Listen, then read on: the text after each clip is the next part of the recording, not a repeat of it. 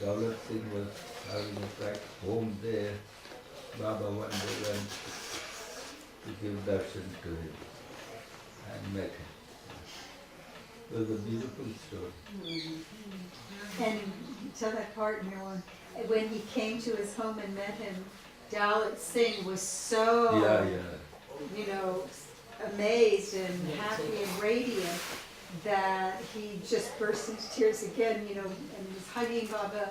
And then Baba finally said, okay, now I have to go. And it wasn't till Baba got up to go and to sit in the car and leave, suddenly Dalit Singh realized that in his ecstasy of seeing Baba, he never even offered him a cup of tea, a glass of water, nothing. And of course, for an Indian, you would always offer someone who comes to your home even a sweet something. And he offered nothing, so he says to Baba, Baba, please, I haven't offered you anything, I haven't given you anything. And Baba said, no, I'm filled to here with your love. Your love has been your offering. Very touching story. Such things happen in his ministry.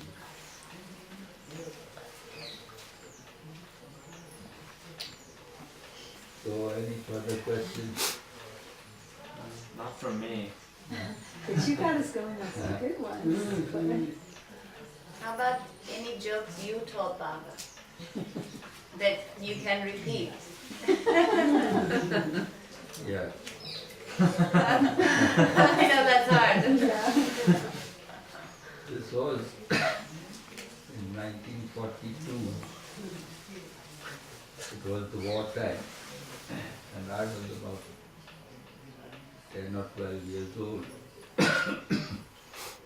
And I used to attend school, and in school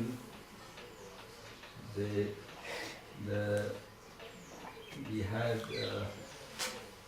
several subjects, and I had taken the subject Urdu as my second language. And I had a reader which I had to read.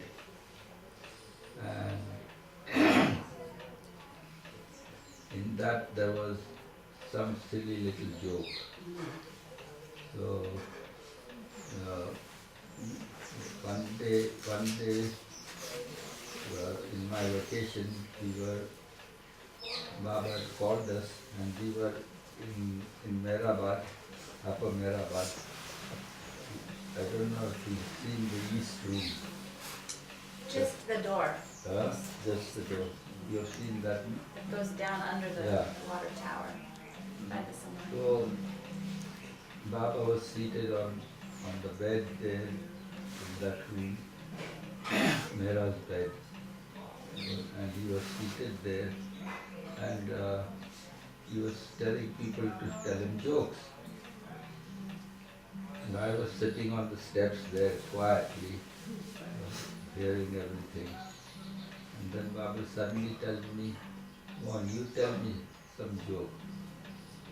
So I couldn't think of anything, but suddenly that little joke that was in the reader that I had. So I said, "Yes, Baba, I'll tell you one." So then I start telling.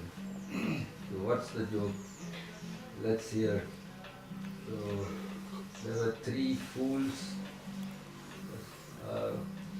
who once visited the seashore. That's how the joke is. So one fool asks another, what if the sea suddenly catches fire? Where would all the fish go? Another fool laughed. He said, of course, the fish will just come out and climb the trees. So there was the third fool there. He says, but if they climb the trees, there would be buffaloes around there. And when they would climb down, the buffaloes would eat all the fish. How about that? some such crazy joke. It was a foolish joke. So you have to tell something, you know. Being a child, I didn't know anything.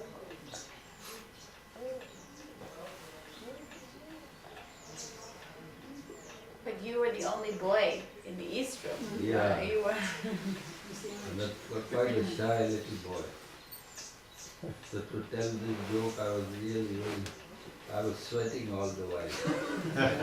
That was the joke. Yeah. Shivering. Watching your agony as you told the Yeah. joke. And they all laughed.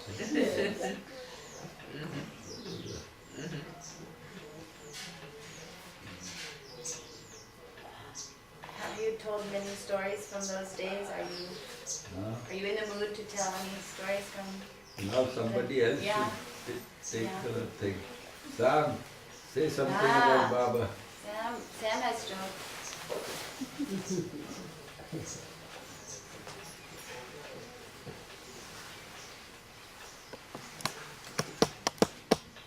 On one occasion, I was sitting with beloved Baba here, and suddenly he began. We have a very huge family with nearly 20 odd cousins and all. I was sitting there where my brother Merwan Jessawa, and his glance fell on me and he began to question me. What does this cousin do? By that time I was nearly 7 to 9 years at sea, and my link with the family had become very tenuous. So I said, I'm sorry Baba, I do not know. And he asked me another, what does that other cousin do? And like that he kept on asking me. He went through the entire list of my cousins, and all I could tell him was that I have no idea what they are doing now. As all this was going on, a thought came into my mind. Does it mean that beloved Baba wants that I should pay more attention to my family? Even as I was thinking like that, he smiled and said to me, you have one very good habit. You don't poke your nose where it is not wanted. Be always like that. He said it in Gujarati, ke tarama fojul panu nathi. Be like that all the time.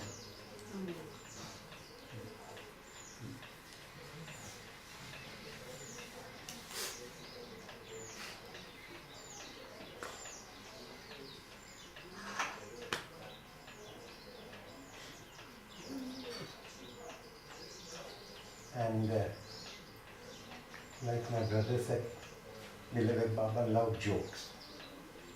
And on one occasion he was not feeling well. And this place over here was the bed where beloved Baba would rest when he was not feeling well.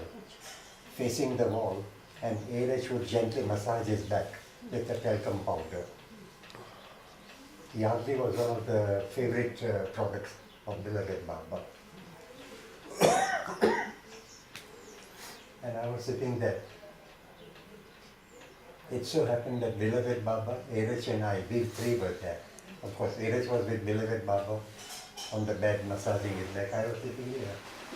And Baba said to A.H., tell Sam to entertain me or make me laugh. And I told A.H., I am a merchant seaman. My jokes are always on the borderline. And Baba said, don't worry. Let me make this one point very clear right from the beginning. Because he himself is the very infinite ocean of purity. No matter what rubbish you talk, it becomes pure. You never feel in his presence anything that is improper or not pure. So I narrated this small joke to him, that a lady goes to the doctor for a checkup, and she didn't have children for 3 years and more.